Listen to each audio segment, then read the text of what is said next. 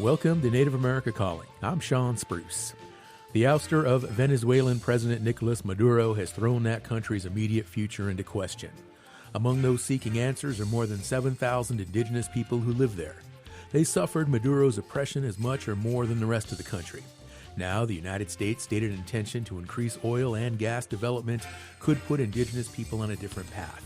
We'll talk about the consequences and opportunities for them right after the news.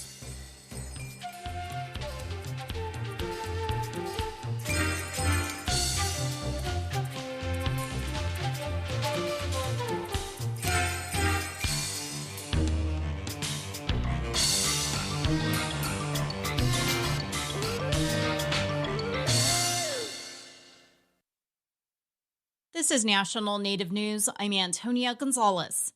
A South Dakota tribal leader discussed working with the state government on healthcare and law enforcement during a speech Wednesday, as South Dakota Searchlight's Megan O'Brien reports. Rosebud Sioux Tribe President Kathleen Woodenknife delivered the annual State of the Tribe's address to lawmakers.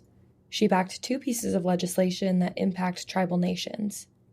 She wants support to move toward a tribal managed care model that would pool Medicaid funding and allow tribes to negotiate costs for off-reservation care.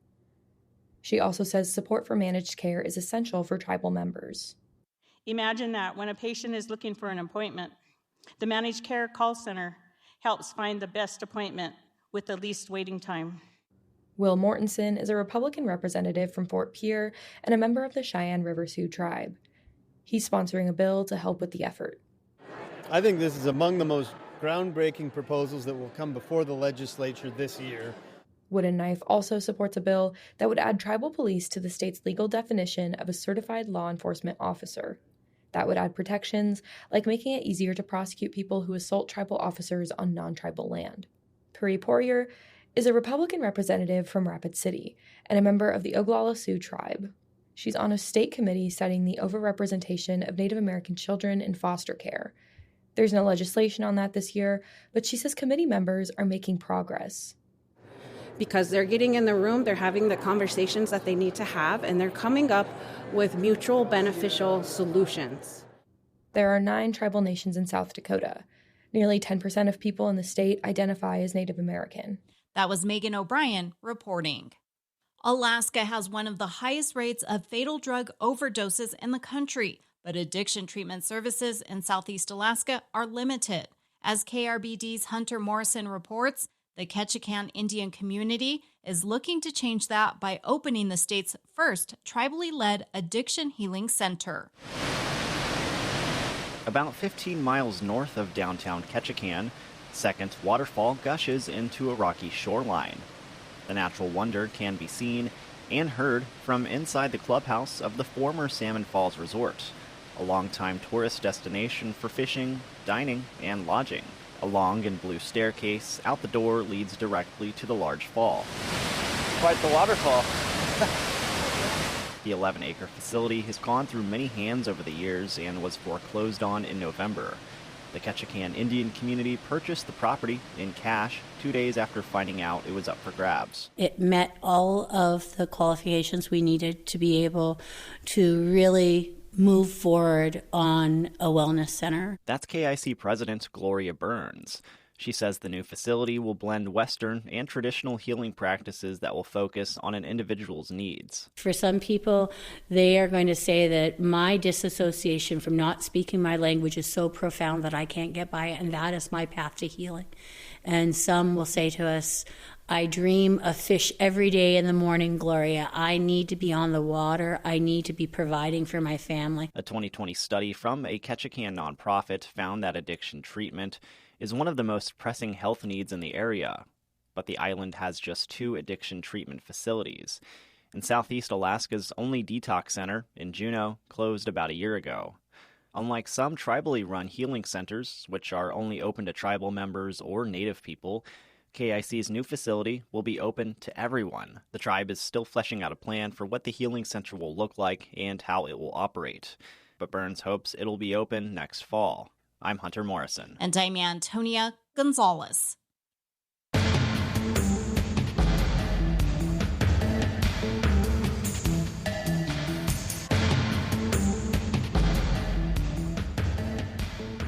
National Native News is produced by Koahnic Broadcast Corporation, with funding by the Corporation for Public Broadcasting.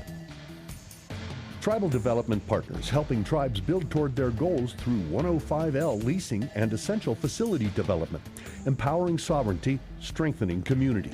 More at tribaldevpartners.com, proud supporters of this show. Support from Clarkson Potter, publisher of Turtle Island, Foods and Traditions of the Indigenous Peoples of North America by Native American chef Sean Sherman. With ancestral and modern recipes, this cookbook showcases diverse foodways of the continent's regions.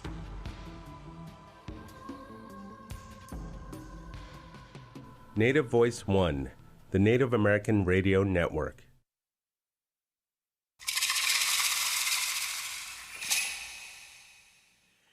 This is Native America Calling. I'm Sean Spruce.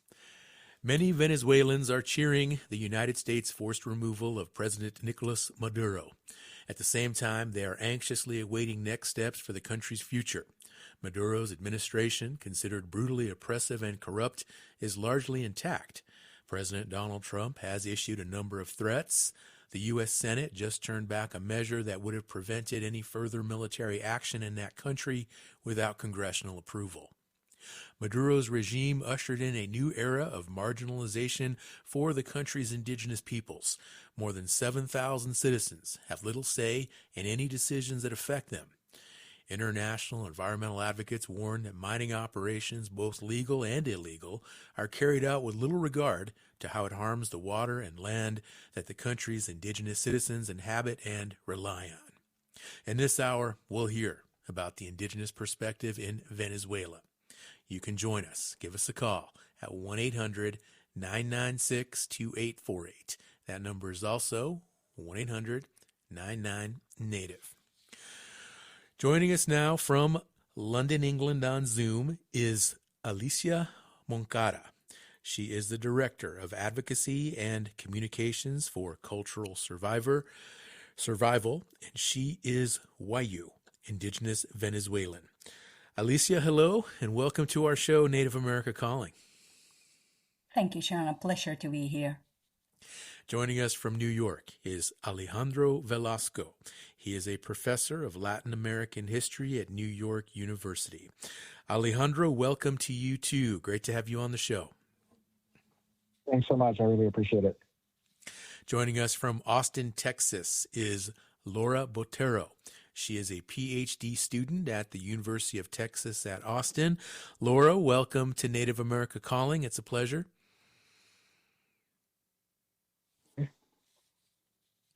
We'll go back to Laura here in just a moment. And joining us from Pittsburgh, Pennsylvania, we have Carlos Roa.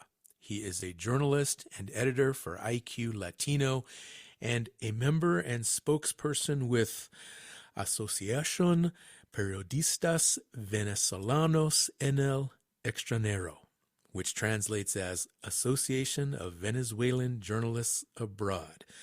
Carlos, hello, and welcome to Native America Calling. Hello, Sean, and thank you for this conversation. Absolutely. Well, let's get started. And Alicia, I'd like for you to kick us off today because you are a human rights defender.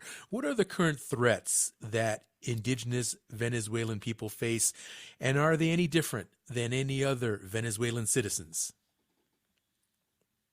Well, Sean, sadly, indigenous people of Venezuela have been living a chronic humanitarian emergency even before the Venezuelan government installed, even before Chavez revolution, in quotes.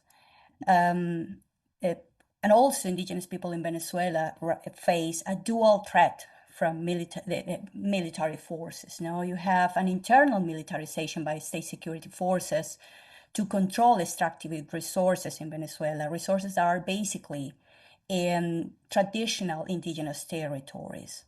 Also, we cannot forget that, as I said, indigenous people of Venezuela have historically lived in a state of humanitarian emergency.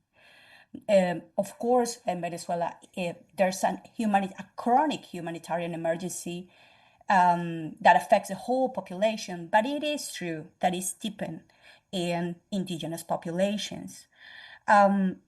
The worst health indicators are sadly in indigenous communities. Also, we have the worst indicators of education. We have the worst indicators in any right that you can imagine. Of course, this is worsened during the worst years of the complex humanitarian emergency in Venezuela, when the whole population did not have access to basic goods in the market. So the situation is terrible. There is as I said, a chronic humanitarian emergency in indigenous communities. And sadly, this situation that is happening right now is basically deepening the terrible conditions that we already had in our communities. Okay. Now, Alicia, you are not in Venezuela right now. Why is that? Well, I was a refugee in Mexico. I have to leave Venezuela in 2019. I used to work in Amnesty International in that moment, Amnesty International Venezuela. And I was one of the persons who documented the Cumaracapay massacre. Cumaracapay massacre occurred in February of 2019 in the Pomon community of Cumaracapay. And it's one of the worst cases of military violence against indigenous people in recent Venezuela. No? Sadly, this attack occurred in the context of the government's effort to block humanitarian aid from entering Venezuela through the Brazilian border. And basically, unarmed villagers, indigenous people in Cumaracapay, attempted to stop military troops hidden to the border, and soldiers opened fire with war-grade weapons. So even according to the UN Office of the High Commissioner for Human Rights, 7 people were killed, 4 indigenous, 3 non-indigenous. 26 were injured by gunshots. I was the person who documented these cases in the side of Brazil, because most of these sadly, these injured indigenous folks they have to be translated to Brazil, and well, the aftermath proved equally devastating. No, so at least I remember that more than 900 Pemon were forced to flee to Brazil.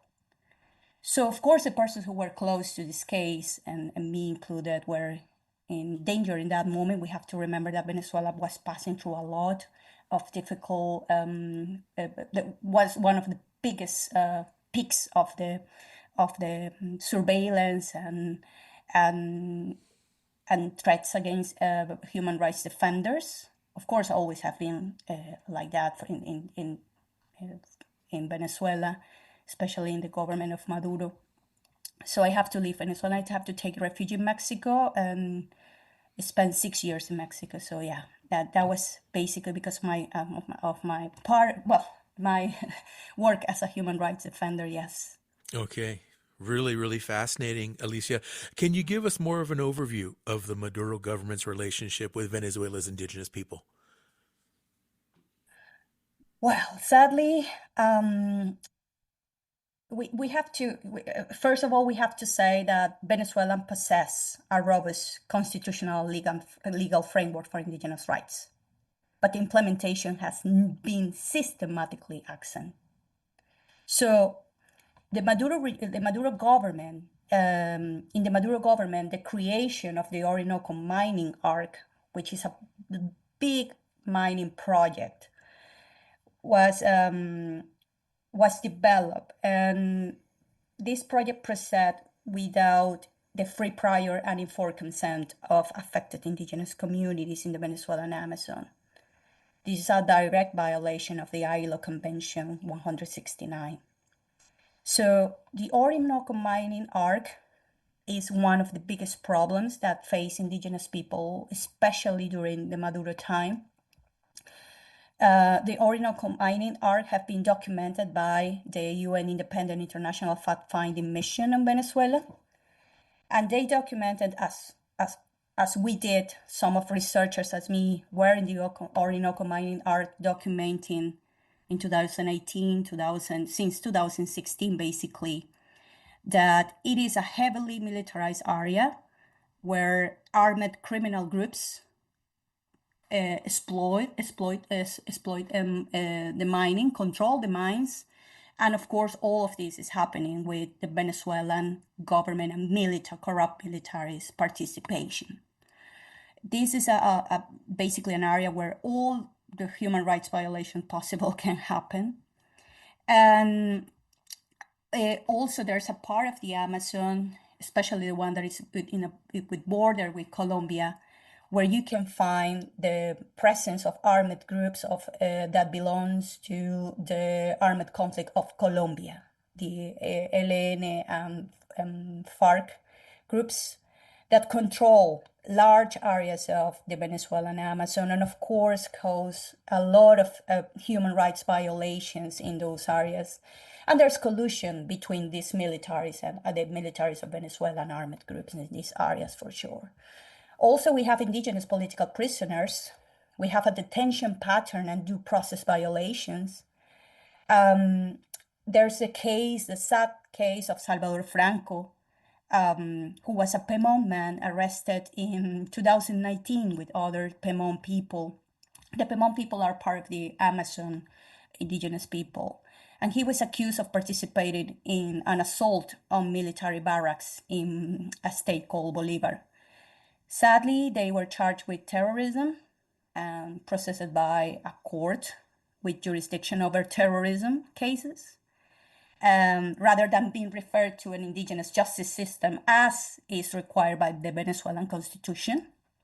Sadly, Franco's health deteriorated severely during the detention and he was under torture despite of a court order of 2020 that mandate his transfer to a medical facility. This order was never executed and Salvador died in 2021. Okay. So these are the kind of things that we are seeing in Venezuela. All right. Yeah. Geez, really appreciate you sharing all this information, all this knowledge with our listeners. We have to take a break, but we're going to come back and we'll continue our conversation with our guests. We were talking about indigenous people in Venezuela and their perspectives on what is happening right now. Give us a call, 1-800-99-NATIVE.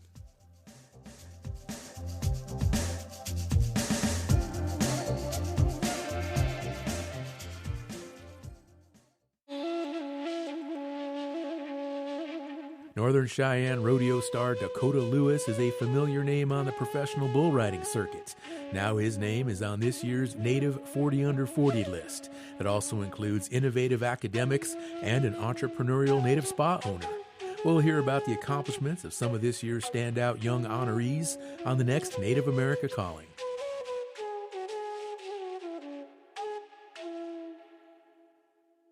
Repatriation is the return of ancestors and stolen culture. The Association on American Indian Affairs is hosting the 11th annual Repatriation Conference, Feeding the Fire, Advancing the Movement, in February 2026. This fully virtual conference will offer small group interactive workshops, strategies, networking, and more to advance domestic and international repatriation. More at indian-affairs.org. The association supports this show. Thanks for tuning in to Native America Calling today. We're talking about Venezuela and where its indigenous people fit in its changing political landscape. Listeners can join us with your questions and comments. Just call 1-800-996-2848. That number is also 1-800-99-NATIVE. Our next guest, Alejandro Velasco, is a professor of Latin American history at New York University. He joins us now. And Alejandro, a lot of the focus, the talk right now here in the United States has to do with the oil in Venezuela. How does that affect the political fabric of the country? There's no way to talk about Venezuela without talking about oil. Oil first was pumped commercially in Venezuela beginning in 1914, but the industry itself as an oil industry does not really take off until about the 1920s. And by the 1930s, it has displaced all other prior revenue areas like coffee or cacao or others as the primary resource of Venezuela. To the point that, governments and political leaders, beginning as early as the late 1920s and 1930s, begin to structure every vision that they have for the future of the country around how oil is the linchpin for whatever project we have in mind, whether that be dictatorial, democratic, socialist, capitalist, modernist, or otherwise. Oil, as the anthropologist, Venezuelan anthropologist Fernando Coronil wrote in a wonderful book called The Magical State in 1997, induces illusions. It creates the idea that anything is possible, of course, just as long as oil prices are high. But when oil prices collapse, as they do historically, then those illusions turn to catastrophe.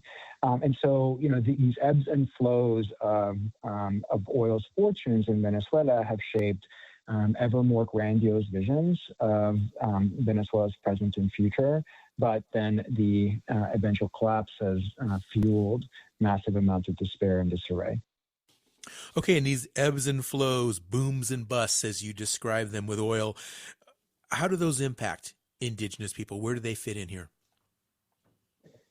I think what the previous guest was saying is so powerful and accurate. I think that it would be at best a mistake to suggest that indigenous peoples materially that their lives have been improved directly and to some extent indirectly by the vicissitudes of oil's ebbs and flows. They've been, again, at best an afterthought in terms of the disbursement of oil riches in times of boom. But they have also, I do think, borne, and we can talk historically about what this has looked like, certainly over the 20th century and the 21st century, borne the brunt of state violence in all sorts of ways in times of bust. And so to the extent that the lives of indigenous peoples in various parts of the country, whether it's the Guajira region in the Northwest or the Wayúu and other parts, or the Yanomami in the Amazon region, to the extent that their lives have improved materially, it's incidental to the boom cycles. But at the same time, depending on where these populations live, and if they happen to be in areas where oil exploitation is significant, then it's not only the negative effects of state presence, but also the environmental effects of oil exploration itself. And just a quick aside from that, so the primary area of historical oil production in Venezuela is the northwest region where the Guajira, Wayúu, and others live. But over the last 15, 20 years, it's the Orinoco Belt region in the southwest, more Amazonian part of the country, where much of the oil production is centered. And again, the impacts of these boom and bust cycles is felt both materially, but also environmentally by indigenous peoples. And the indigenous people in these areas, do they have any political power at all? And was there ever a time when it was better or perhaps worse for indigenous people? I think I will let others speak to, relative better or worse moments, certainly people with closer proximity to indigenous lives. However, I will say that, as I think, again, your prior guest suggested, the Constitution that Hugo Chavez helped to push through in 1999 gave and provided for legal provisions that indigenous populations had long been clamoring for, but had not yet received or been awarded. For instance, representation in Congress by law, certain autonomy, and certain access to resources. But the execution of that has always, and this goes all the way back to the 20th century and perhaps earlier, has always been not just lagging but really quite inexistent. The difference, I think, under Chavez in particular is that he, I think, much more than any other president in Venezuelan history, really held up a particular vision or mythology of indigenous resistance, indigenous presence, indigenous recognition as a kind of hallmark of his larger political movement, this Bolivarian movement. But that was largely symbolic. Although, symbolism does matter to an extent. I'll give you just a couple of examples. The major mountain range that separates Caracas from the Caribbean, was known as the Avila mountain range, and as a callback to Avila in Spain. It's a colonial name, but he changed the name to its indigenous name, Guaraira Repano. Same for places like the Angel Falls. The state formally changed those names to their native terminology. But again, I think that's where most of it was left at the symbolic register to appeal to a particular political project with actually very little material purchase and people's daily lives improvements. Okay. Hugo Chavez, now, of course, Maduro. What's your thought? Because I think so many people right now are just asking that question. Will indigenous people benefit now from his removal from office? I, as a social scientist, I think in terms of probabilities. So I would say that the answer to that question is extremely unlikely. And of course, it's tragic because, again, I think what has been the pattern, regardless of the government in power, regardless of the leader in power, regardless of the political system in power, again, spanning the range of dictatorship to liberal democracy to socialism to whatever we want to call Maduro.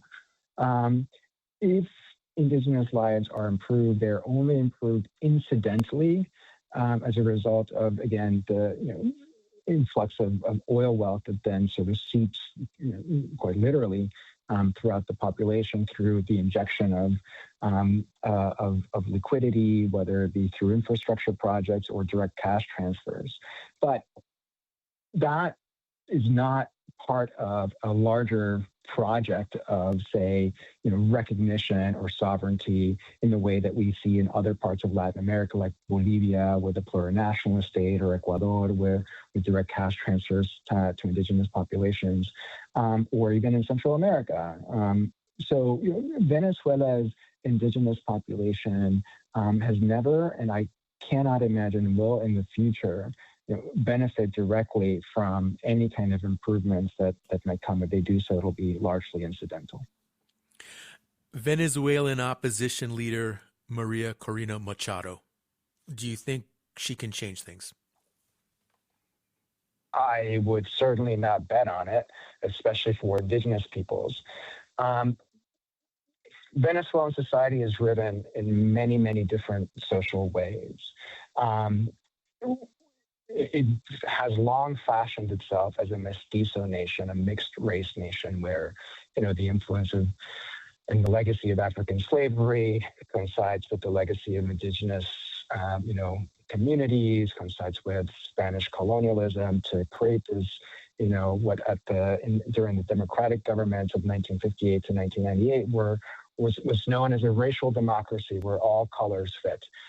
That was largely untrue insofar as there's a very strong correlation between class and race in Venezuela, such that the lighter you are, the wealthier you are, vestigially as well as in the present. If you think about it in those terms, Maria Corina Machado represents the whitest, lightest, most privileged of the elite in Venezuela. This is an elite whose relationship with indigeneity is not just only superficial or discursive, it is actively bemoaning. It's sort of indigenous populations and indigenous folklore is only seen as something to be purchased, through goods, materials, etc., but really nothing to be held up as part of the national fabric. It's something to be seen as backward, as uncivilized, as uncivilizable. And so, I would be very hard pressed to imagine that Maria Corina Machado, if she were to become president, would significantly improve the lives of indigenous peoples as part of her political project. Thank you, Alejandro. Venezuela and where its indigenous people fit in its changing political landscape. That is the topic of our show today, and you can join this conversation. Just call 1-800-996-2848. If you have a question, if you have an insight to share, let us know. 1-800-99-NATIVE. Let's bring Laura Botero into the conversation now, PhD student at the University of Texas at Austin. And Laura, you work closely with a tribe in Venezuela for a number of years. Tell us where the Wayúu people are from. Hi, Sean. Thank you so much for the invitation. I really appreciate it. And yes, I've been working with the Wayúu people for the last 5 years. They are an indigenous people in the Amazon. Their place of origin is in Venezuela, but they have expanded the territory to the Colombian side of the border. So they are considered a binational indigenous people. Some of these in movement from the Venezuelan side to the Colombian side of the border happened in the 60s after the rubber boom. And that's the moment in which they had first contact with settler society. So they would be considered also like indigenous people of recent contact, but, you know, like more recently, history has repeated itself with the mining boom. So in the last decade, indigenous communities throughout the whole Amazon region in Venezuela have experienced the impacts of mining, where these lands are like rich in gold and also rare earth mineral deposits.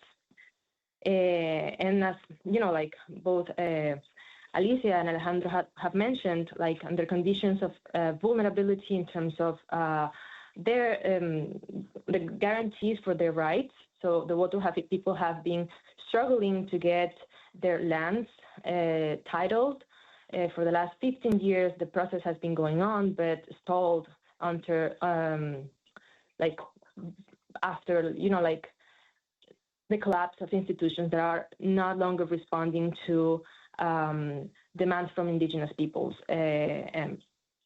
So yeah, they are a population of like between 15,000-20,000 people, and their territory covers almost like 30,000 square kilometers. So it's an extensive territory that is kind of unprotected in terms of legal recognition. And what other ways are they being displaced, these people that you describe? Yeah. So that's a really good question because,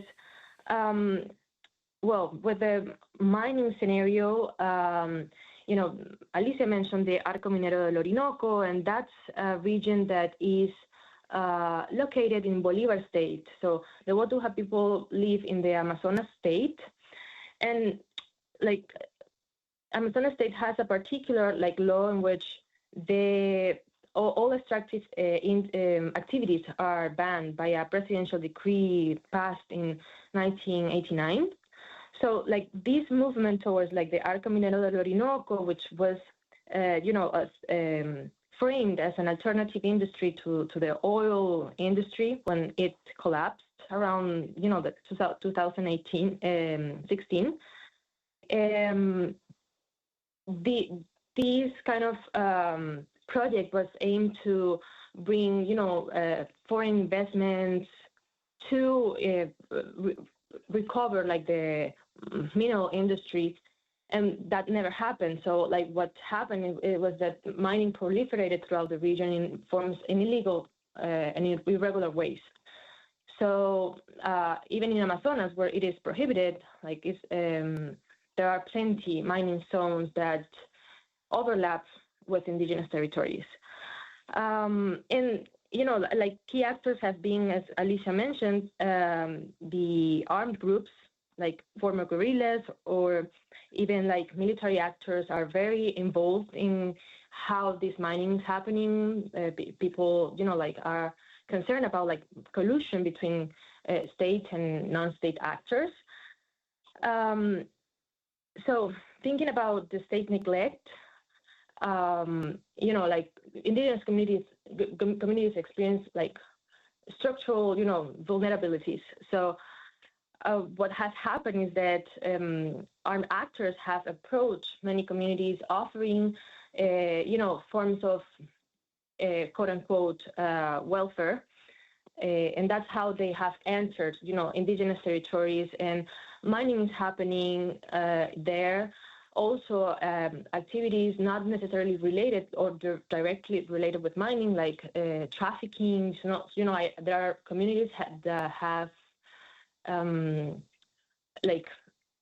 they have in their territories like airstrips that are not authorized, and this is something that for indigenous leaders has been really difficult to manage amidst all these precarities. So when armed groups come and offer support in terms of stipends, in terms of careers for their youth, and we're talking here about youth recruitment, some communities have accepted in very unfair terms, and other communities have resisted.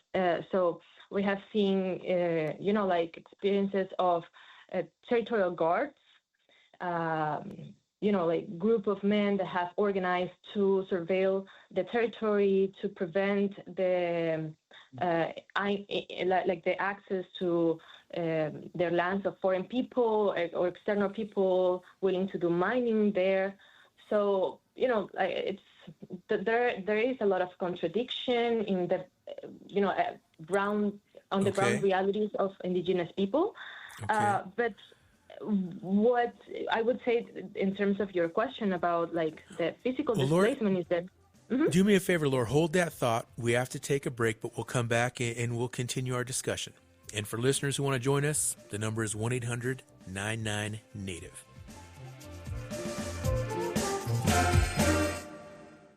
Skugtash. For more than 40 years, Ramona Farms has revived ancient traditional foods, tepary beans, pinoli, polentas, and more, all from store.ramonafarms.com. Ramona Farms supports this show. Tomye. Need an actionable plan to achieve your goals? Kaufman & Associates strengthens Native organizations through culturally grounded strategic planning. More at kaufmaninc.com. KAUFFMANINC.com. We're glad you're with us today on Native America Calling. We're talking about how oil and minerals extraction in Venezuela affects indigenous communities. How will U.S. involvement now change the lives of these indigenous people? We'll continue with our guests, but you can join with your comments and questions too. We're at 1-800-996-2848. That number again, 1-800-996-2848. We're speaking now with Laura Botero. She's a PhD student at the University of Texas at Austin, and she has experience working with a Venezuelan indigenous tribe that has been impacted by mining. And Laura, I want to ask you, because you mentioned earlier about illegal mining, and are there any indigenous people that take part in illegal mining? And do you see indigenous people benefiting at all from any of this mining that takes place on their land? Mm-hmm. That's a really important question, and I'm going to ask because no indigenous people or communities are benefiting from mining. On the contrary, they are being extremely harmed, even though in the cases that they are taking part in mining activities, they're being, part of exploitative relationships. Illegal mining means that there are, illegal economies happening. Armed groups are in control of those commodity chains. So, profits might be really insignificant for indigenous people participating in mining. However, in a context of, vulnerability, lack of economic, infrastructures in their communities, some people opt to go to mining zones to, acquire things like a solar panel, something that otherwise would be impossible to acquire based only on, traditional livelihoods. But yeah, like thinking about the broader impacts of mining, malaria has increased in a way that, like one of the biggest Venezuelan national programs against malaria, like almost eradicated or significantly contributed to the eradication of malaria in these territories. And now it's spread again due to all these like mobilization patterns, back and forth from the communities to mining zones. And we need to take into consideration that not only indigenous people take part in mining, but like also a lot of mestizo, the population coming from other regions of Venezuela, and even from, in this case, from the Colombian side, that is, like just very easy to go back and forth from one country to the other. Thanks, Laura. Really appreciate that reply. Let's go to the phones now. Jen is listening online in East Texas. Hi, Jen. You're on the air. Thank you so much, Sean, for this very informative program. This is so necessary for people to know, and there's no way everybody's getting this amount of information that you're giving today. I especially appreciate Alejandro's comment on Machado. It's nice to get that all cleared up, and everybody's worked, from the young lady from Austin and the activist that was on earlier, and I hope she stays safe. And I just don't think that things are going to go well for Venezuela, even when Trump takes over, because he's not going to treat the indigenous peoples any better than they've been treated. I mean, Venezuela has treated all people so badly. Even the new incoming president, or the stand-in president, I don't think they're going to treat the indigenous people any differently than they have already. Thank you so much.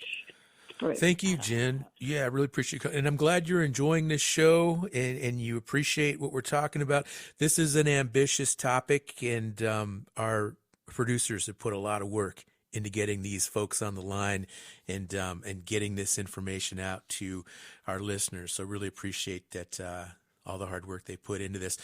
Let's bring Carlos Roa into our conversation now. He is a journalist and editor for IQ Latino. He's also a spokesperson with the Association of Venezuelan Journalists Abroad. And Carlos, the latest from Venezuela is that some prisoners are being released, some of whom are journalists. Does this signal a change since Maduro's ouster? Well, the change is still happening. The outcome is very recent. Of course, this is a recent headline that we have to celebrate, because, first of all, think of a country that has 24 journalists as political prisoners without due process. Let me add that, because among them was the cousin of my spouse, 79 years old. He was the eldest political prisoner in Venezuela. He was in prison for 6 months, and he was released yesterday. They just released him yesterday, and he still doesn't know the reason why he was in prison, and he's already out. So you can picture that image of the way the quote in, quote out justice system is working in Venezuela. And now this also pictures how difficult it is for Venezuelan journalists to do their job there. And I would like to set an example, and at the same time diving into the topic of this show. For example, the work to cover indigenous communities in Venezuela. Your other guests, my fellow Venezuelans, have a picture in a brilliant way the situation. But I would like to add my take on some of the issues they have mentioned already. For example, the coverage of the arc, the mining arc in the Orinoco, around the Orinoco River. It's almost impossible, not to say absolutely impossible, to journalists to cover that, because first of all, that's a territory far, far away from the capital city, Caracas, and reaching that territory is extremely difficult. It's forest, it's close forest, and we know that horrific things are happening there to indigenous people. But first of all, it's difficult to access there because of the landscape, but also there are government military forces surrounding the zone. And we all agree in that Maduro is coordinating with illegal forces for many operations in Venezuela. Corruption is part of the system, and the operations in mine arc, Orinoco Gold Arc or mine arc, for the extraction of gold are definitely beyond legal. But in APEVEX, the Association of Venezuelan Journalists Abroad, we have information from first-hand information from our sources in Venezuela, from our fellow journalists in Venezuela, that the ones that have tried to cover that situation, that the ones that dare to go to the place are threatened, are persecuted, and the fact is that we know very little, and I mean I'm speaking from the journalist perspective. We know very little about what's happening in there, because the Maduro regime itself, or the regime, is surrounding the zone, the area, and preventing journalists to go close and threatening the free exercise of information and coverage and the free work of journalists there in Venezuela. Mm-hmm. Carlos, here in the States, we just see nonstop coverage on television news and just various newspapers and such, but it's just so hard for us to kind of wade through what we need to focus on. How do you see the political climate in Venezuela impacting what we here in the United States see in the news every day? We are at a gray zone in an expectation mood, because they took out Maduro, but the regime is still there. I mean, the U.S. is recognizing as the acting president of Delcy Rodriguez, former vice president of Nicolás Maduro, which means that at this moment, all the structure is still at work there. They are still standing there. So this is concerning for me. And remember that we had an election in 2024 that was won by Edmundo González Urrutia, since the opposition leader, María Corina Machado, was banned from participating. So Edmundo González was María Corina Machado's candidate. And we know, we have witnessed as Venezuelan the long-time work of María Corina Machado. She even won the Nobel Peace Prize award, the Nobel Prize. So, and I believe she deserves it, because she has been struggling with this situation for more than 20 years. And she has done this in a very democratic way, when she or we all Venezuelans are facing a dictatorship that has an open case in the International Crime Court, and there are reports of human rights violations in United Nations, human rights violations that fall into the category of crimes against humanity. So yeah, María Corina deserves that Nobel Peace Prize. I want to ask you more about that, because as we speak right now, President Trump is meeting now with Maria Corina Machado. And I'm curious to hear what you expect to come from that. And also, you mentioned the Nobel Peace Prize and her offer to share it with President Trump. What's your thought on that?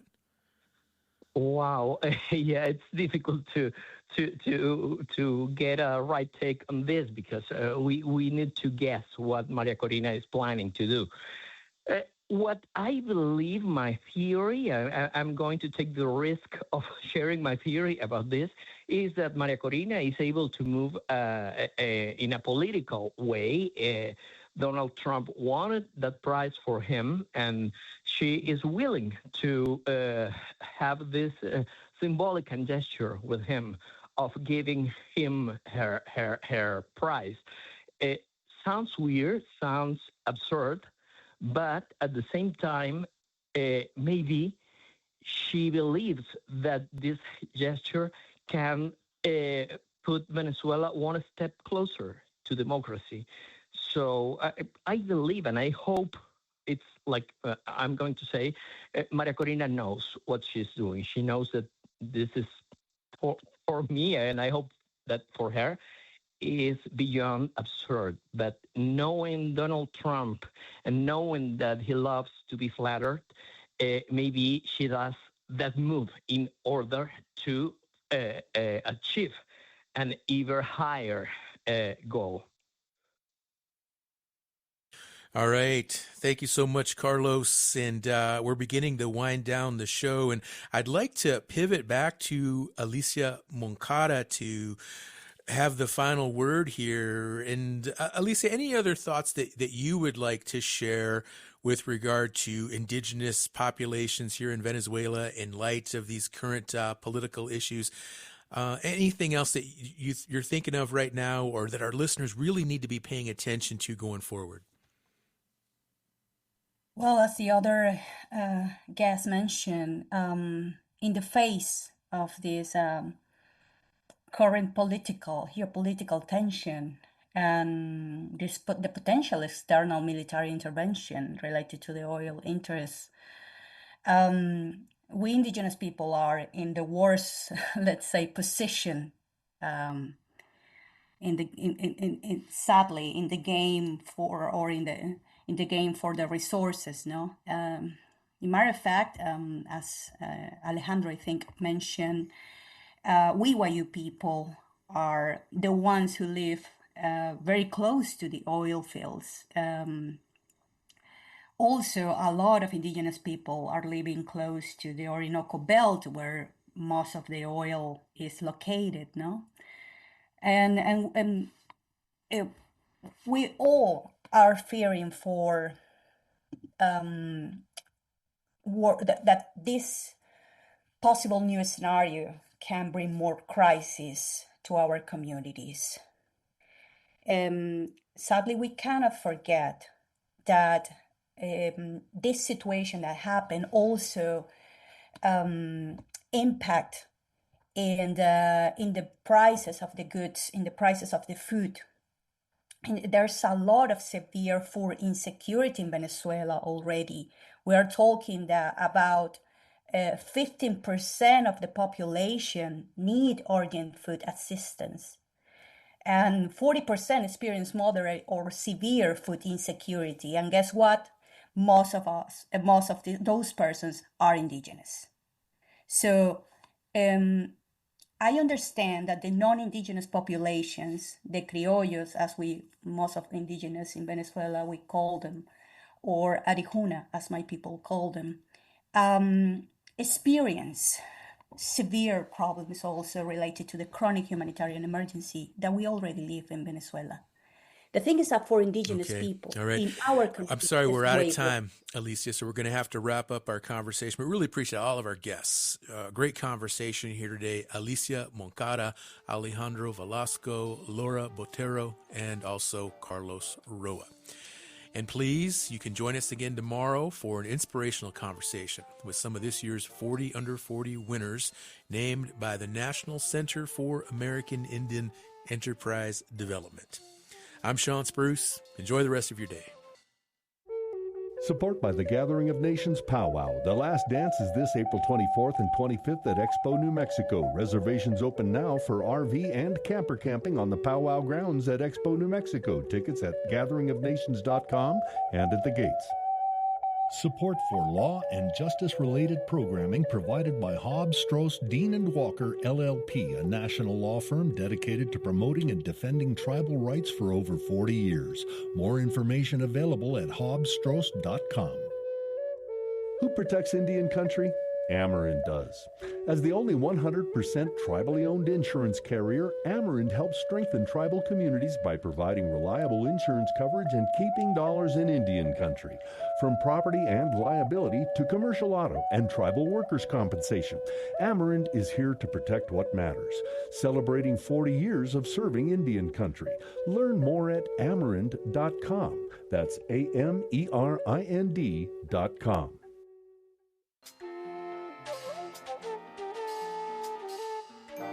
Native America Calling is produced in the Annenberg National Native Voice Studios in Albuquerque, New Mexico by Quantic Broadcast Corporation, a Native nonprofit media organization.